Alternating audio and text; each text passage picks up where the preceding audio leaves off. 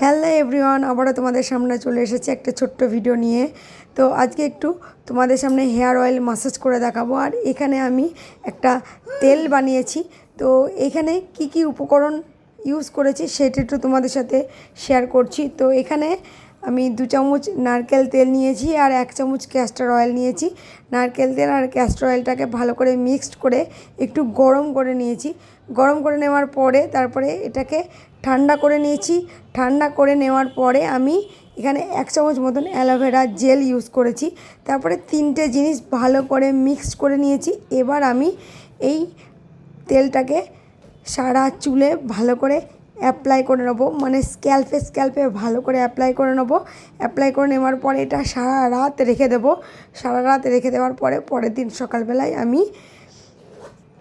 Shampoo করে নেব। তো ফার্স্টে আমি এখন চুলের স্ক্যাল্পে কিন্তু এই তেলটা ভালো করে ম্যাসাজ করে নিচ্ছি। ম্যাসাজ করে নেওয়ার পরে আমি একটু হেয়ার কম্বিংও করে দেখাবো। তারপর আমি 2 সাইডে 2টো খোপাও করে দেখাবো। সো চলো স্কিপ না করে পুরো ভিডিওটা দেখতে থাকো। আশা করছি তোমাদের ভিডিওটা ভালো লাগবে। সো চলো দেখতে থাকো ভিডিওটা। আমি ভালো করে স্ক্যাল্পে আগে তেলটা ম্যাসাজ করে নিই, ঠিক আছে? তারপরে আমি তোমাদের সামনে পুরো ভিডিওটা দেখাবো, মানে হেয়ার কম্বিং থেকে শুরু করে হেয়ার বানও করে দেখাবো। সো চলো দেখতে থাকো ভিডিওটা। আশা করছি ভিডিওটা ভালো লাগবে।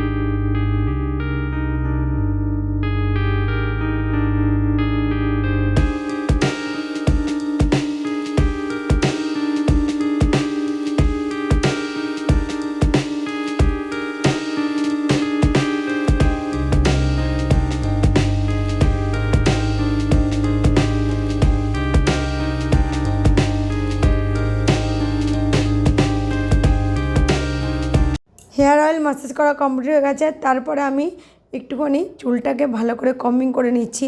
তো দেখো দুটো সাইডে ভাগ করে কিন্তু আমি চুলটাকে কম্বিং করছি। তো হালকা হালকা করে চুলটাকে ভালো করে কম্বিং করে নেব। কম্বিং করে নেওয়ার পরে আমি দুই সাইডে দুটো বান করে দেখাবো। তো চলো দেখতে থাকো ভিডিওটা। চুলটাকে ভালো করে কম্বিং করে নিই।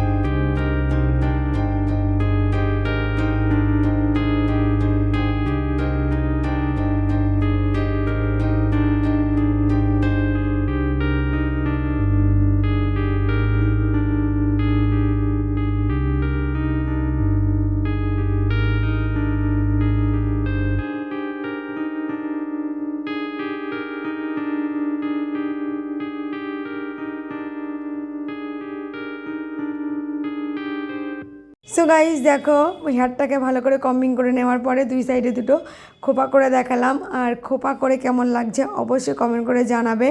আর ভিডিওটা কেমন লাগলো অবশ্যই জানাবে। বাই বাই, দেখাবে নেক্সট ভিডিওতে। সকলে ভালো থেকো, সুস্থ থেকো। আর হ্যাঁ, ভিডিওটা ভালো লাগলে অবশ্যই লাইক কমেন্ট শেয়ার করবে। Bye bye.